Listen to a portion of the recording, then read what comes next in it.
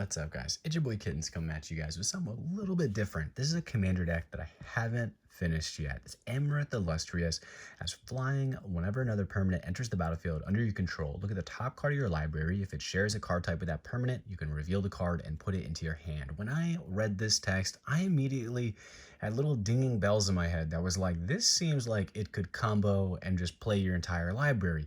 So I sat down and was like, what's like a way to do that? And I was like, well, some loosely based Oreos and Cheerios. So for me as a person, the main idea of this deck, first off, is that I haven't finished building it. There's like, a bunch of cards in the mail, this, that, and the other.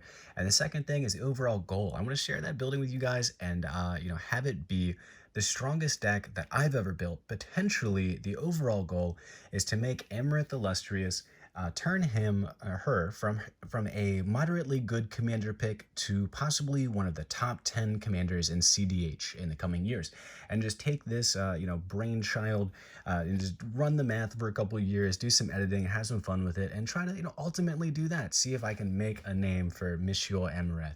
So and in turn myself, I built a handful of world championship decks in other games. So I want to try my hand on this one, whatever, like X, Y, and Z stuff.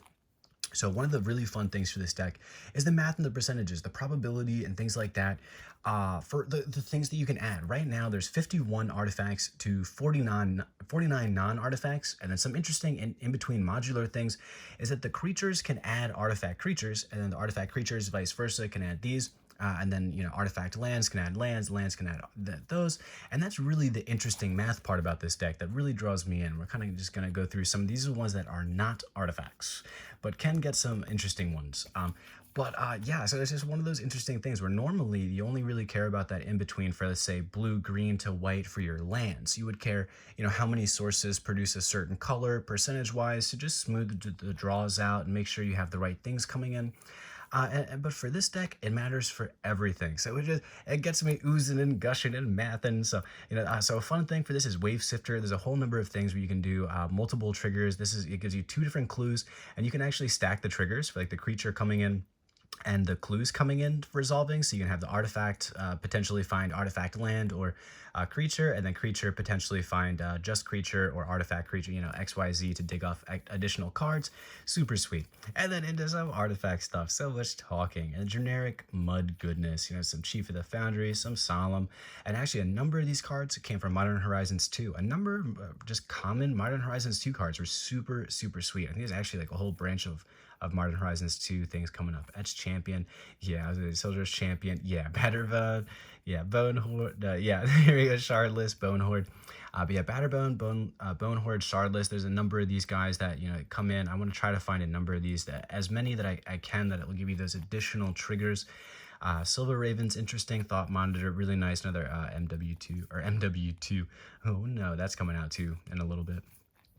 Therium Sculptor, Foundry Inspector, another double trigger here. This is an equipment, but it gives you a double trigger, and then it gives you a trigger for a creature, but then also gives you that third activated where you can get another artifact creature. Super sweet. So, as we're going through this, what I really want to hear is some of your guys' suggestions and additions and things. And for me, I don't know if I just went over it or not, but yeah, main win condition for me right now is Ether Flux, Mind's Desire, Dramatic Reversal, and Paradoxical Outcome to go with this. Paradoxical Outcome is just bounce any number of permanents and draw cards, and combos well with Reservoir. I haven't found an extra copy yet. I use it in one other deck, so that's the main bit of combo that I'm looking to do.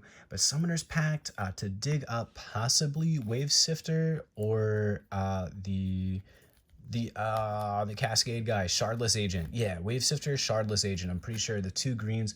I'm not sure if that's going to be enough targets for Summoner's Pact. If the Wave Sifter comes out or a number of the creatures for just straight up artifacts off the top to just for percentages, then Summoner's Pact might come out. But Planar Incision's an interesting one. It can be a free spell sometimes with the exile target artifact. If you have a 2 mana or a 3 mana artifact, some kind of way for colors and that.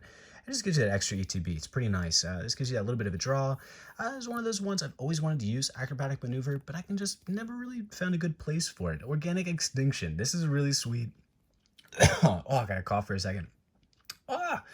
Mucus. But yeah, one-sided board wipe. Improvise. Good stuff. Path to Exile and Swords to Plowshare. Some good, abusable 1 mana removal. That's Exile. Always going to be good. It's a nice part about using white. This reminds me, I think I'm waiting for an ephemerate to do some bouncing and stuff.